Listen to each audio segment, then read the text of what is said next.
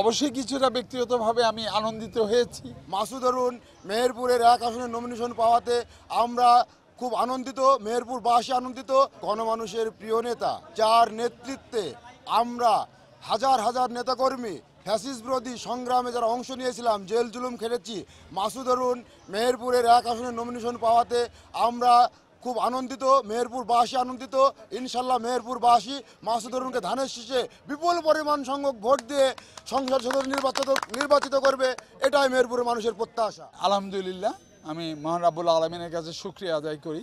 হয়তো ব্যক্তিগতভাবে মাসুদ অরুণের নাম দল মনোনয়ন হিসাবে ঘোষণা করেছে, কিন্তু বিজয়ী হয়েছে দেশের মজলুম মানুষের, মেহেরপুরের নির্যাতিত নিপীড়িত মজলুম।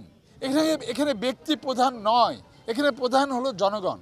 জনগণ ব্যক্তিকে ভোট দিলেই কেবলমাত্র একটি দল রাষ্ট্র ক্ষমতায় যাবে। আমি আমার প্রিয় নেতাকর্মীকে বলবো যে আমাদের দলীয় যে নির্দেশনা, কোনো আনন্দ মিছিল, কোনো মিষ্টি বিতরণ, এমন কোনো কর্মকাণ্ড করা হবে না, করা উচিত নয়, যাতে আমাদের এই অত্যন্ত আনন্দঘন সময়টা মানুষ কষ্ট পায়।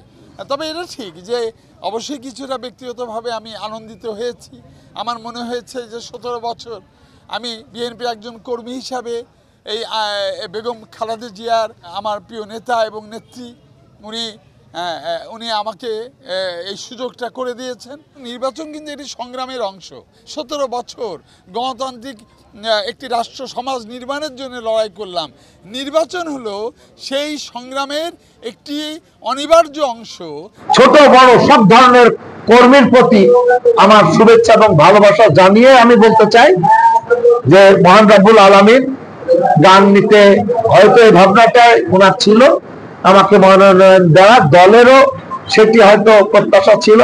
আমাকে মনোনয়ন দিয়ে দল এই চিঠি প্রত্যাশা করে।